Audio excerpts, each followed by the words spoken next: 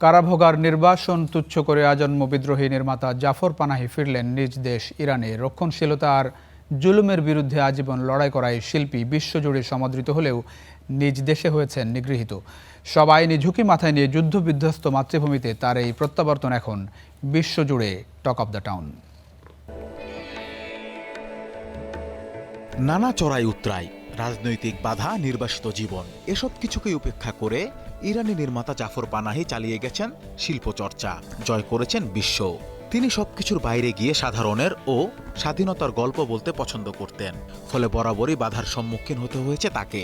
তবুও বলে গেছেন ভয়ডরহীন জীবনের গল্প, যেখানে বরাবরই উঠে আসে রাজনৈতিক নানা অনিয়ম ও জুলুম। বিনিময়ে করতে হয়েছে কারাভোগ, হতে হয়েছে নির্বাসিত। এত নিগ্রহ, নিপীড়ন আর নির্বাসনের পরও মাতৃভূমি যখন যুদ্ধবিধ্বস্ত, তখন ঠিকই ফিরেছেন নিজের দেশে। ইরানি আদালতের দেয়া 1 বছরের কারাদণ্ড মাথায় নিয়েই ফিরেছেন মাতৃভূমিতে।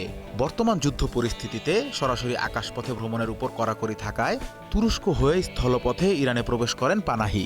তিনি জানতেন দেশে ফেরার পরেই তার বিরুদ্ধে নেওয়া হবে আইনি পদক্ষেপ। তার বিরুদ্ধে অভিযোগ ছিল রাষ্ট্রের নেতিবাচক সমালোচনা করা ও চলচ্চিত্রের মাধ্যমে তার প্রচারণা চালানো।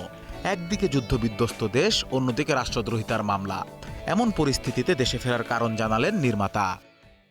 শাসকদের সঙ্গেই আমার বিরোধ, কিন্তু নিজ দেশের মানুষের সাথে আমার কোনো বিরোধ নেই। এই মুহূর্তে যুক্তরাষ্ট্র ও ইসরায়েল আমার দেশ ধ্বংস করছে, আমার দেশের মানুষকে হত্যা করছে। আমি আমার দেশের মানুষের পাশেই থাকব, একসঙ্গেই মরব। ইরানে রাজনৈতিকভাবে হওয়া নানা অনিয়মকে পর্দায় তুলে ধরার কারণে পানাহিকে যেসব শাস্তির মুখোমুখি হতে হয়েছে তা বিশ্বে বিরল। একজন শিল্পীর পক্ষেও তা খুবই বেদনাদায়ক।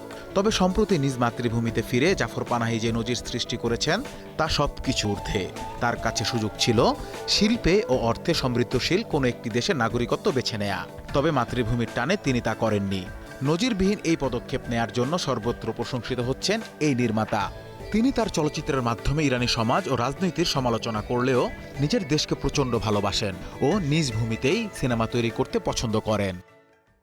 আমার ফিরে না যাওয়ার অর্থ চলচ্চিত্র সেন্সরশিপ মেনে নেওয়া, আর আমার একটাই দেশ, পাসপোর্টও একটাই। আমি জীবনের শেষ দিন পর্যন্ত নিজ দেশেই কাটাতে চাই।